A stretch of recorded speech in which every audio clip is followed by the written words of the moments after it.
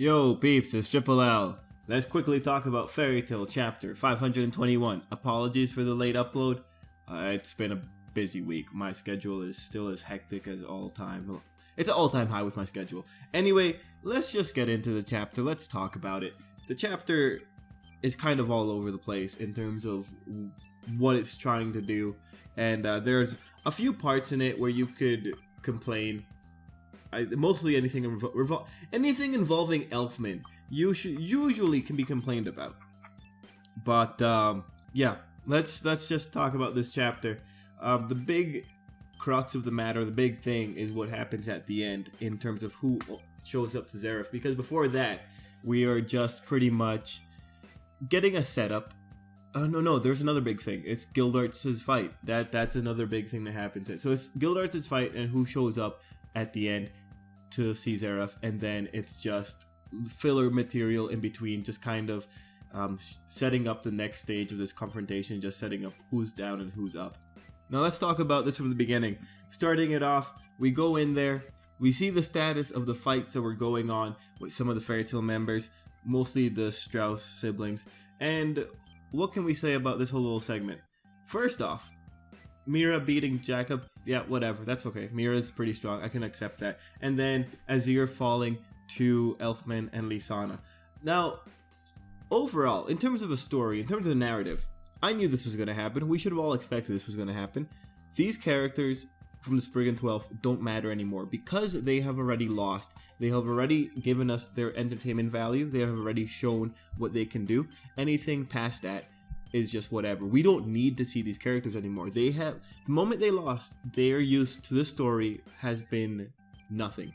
It's just been gone. It doesn't matter that they're fighting here. They don't need to win anymore. We don't need to see these characters. So when you have a situation like Elfman and Lysana taking down Azir, it doesn't really matter how they could have done that, because you can make all the reasons for why they could have done that. They could have gotten lucky. Elfman might have had a form that did really well against Sand. Azir might have been tired out from previous fights. It doesn't really matter what reason built up to the point that Azir went down. It's just he was going to go down simply because there's no reason to continue showing him off. And then this is the other thing, and this might be my only major gripe with the chapter, and it's not even that big of a deal actually, but the way that Mashima went in and kind of shoehorned a message about war in there with Azir and his grandpa and drawing parallels with siblings, I think that was pretty weak. I mean, I get what he's trying to do, but the way he executed that message with no build-up, no themes, it's just kind of unfortunate. It's not, like, we didn't need that. And if anything, it could have been done better. The whole thing about this is what war does to people. I get it, you know, like maybe he wants to just put that message in there, but in terms of a story, there's better ways of doing that. That's all I think. That's really my biggest gripe. It's just that one, I guess, one or two pages of the chapters dedicated to mercy and the things that happen in wars. It's just, I don't know. It's just, it could be done better. There's better ways of putting out that message without making it seem super jarring. That's my only real complaint in terms of construction and the messages that are trying to be shown through this chapter. Now, in terms of the characters that went down, Jacob and Azir, these characters are technically capable of a lot of destruction. Jacob especially. Like, he could have taken out a lot of people. He's an assassin. Why he chose to go up one-on-one with Mira is undoubtedly because we don't need to see the character anymore. Like, he just, whatever. They went down because they were being stupid for this particular instance, and now we have two Spriggans down. They're not the point of the Fairy Tail chapters anymore. We don't need to see them anymore. So it's just nice to know that we don't have to expend any more wondering of how those fights are going. After that, though, we get to see good old August preparing to nuke the entire city, and then that's when great guy Gildartz comes flying out of the sky. I have no idea how he ended up in the sky in the first place, but it's pretty cool to see him flying out of the sky and going up against August. You know, Gildartz always has to fill this quota of taking on the really overly strong opponent at the beginning. Like, he has to always defeat the opponent that would give everyone else trouble and is clearly vastly superior. So seeing Gildartz doing this and taking on August, I'm actually pretty happy. I want to see how the magic interactions are going to go. I want to see if August can counter the destruction magic. Hopefully it'll like at least show some pretty cool power interactions, and it won't just be something as easy as Gildartz just punching August out of his altered form and just taking him down that easy. Look, I'd rather this not be end in a single punch. Like Urza got a really long fight with Eileen, and that was full of a lot of really good combat choreography. So I want to see that Gildartz gets something to the similar degree. I don't want it to be resolved in a chapter. Actually, you know what? If it resolves in a chapter with a lot of fight panels in between, I'll take that. That'll be cool. I just want to see August like really put in the work, because he seems pretty surprised when Gildartz is crumbling the church around him and he's falling. So that's a good sign, because that shows that, oh geez, this guy's pretty strong. I didn't expect to see that actually happening.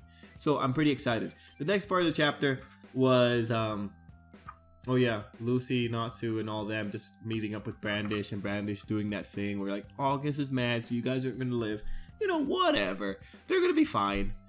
Their whole gist of the point of the chapter was just to establish Gray's not there and Natsu knows where Gray is. I'm not gonna lie, I was pretty confused, like, whoa, where'd he go? And then when we transition to the end of the chapter and we see that good old Zeref is just there waiting at the guild, and we see Gray coming in, I was like, oh, well that escalated. I'm actually pretty excited, and I'm actually also pretty curious about what Zeref said. He said he was expecting Jalal or Laxus to show up first, and man, imagine the really interesting discussions or really interesting interactions we could have had that been the case. Jalal, he's got a bit of an angle to him, and he could probably like come up with some really good conversation with Zeref, but I really would have wondered what it would have been like if Laxus showed up.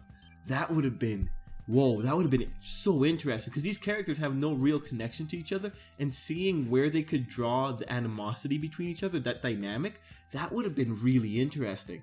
Man, I'm actually very disappointed Laxus didn't show up. That would have been so cool. But now we have Gray showing up, and he does say something pretty cool at the end. He's talking about how Zeref's in his spot. Yeah, no, this is probably gonna be really bad. This is gonna like, truthfully, it's probably going to be really bad. Most likely, Gray's going to get horrifically injured. I don't think he'll die. I think maybe the Demon Slayer magic, it might do something and it might deal with him, or it might deal with Zeref. I don't think Gray's going to die. I don't know, actually. I don't know how brave Mashima's feeling, but I don't think he'll die. I think he'll go down, but he will land one hit on Zeref that really is a game changer. Overall, I'm pretty excited. I want to see what kind of atrocities Zeref's going to pull on Gray, because Gray is pretty battered and bruised. I think this is going to be a fight where we're going to have to say, you know what, Gray went in there like an idiot, kind of unhealed and still hurt, but he was able to leave one really good blow on Zeref, and I think that's going to be what we take away from whenever that conflict happens. And ideally, we will see the conflict. Ideally, we won't just jump into a scene showing Gray just brutalized on the floor. No, I want to see what exactly Gray's gonna pull out of Zeref.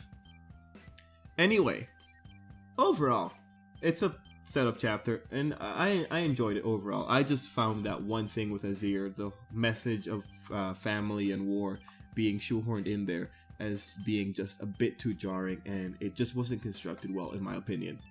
Heck, man, like actually reading over that particular scene, when the grandpa's talking to them, it doesn't even seem like he's responding to what Elfman and Lisana are saying. It's just, it's odd. It's just odd. I think that was just totally shoehorned in there. And we know how manga works. We know that this isn't just one person. This is one person, a bunch of assistants, and a supervisor in the form of an editor who might be able to say, hey, like, I think we should put this in there because of the social climate. Like, you know, regardless, whatever, not the point of the chapter. The chapter was so much more than that. It set up a bunch of really cool confrontations. Actually, Gildartz and the whole Gray and Jalal thing. Or not Jalal, Zeref thing. Anyway, guys, let me know what you thought of the chapter, and apologies again for the late upload. I think this is going to be a thing, most likely for the next couple of months, unless I get my schedule together somehow. Anyway, let's end it there. Thanks for watching, and until next time, I hope you have a great day.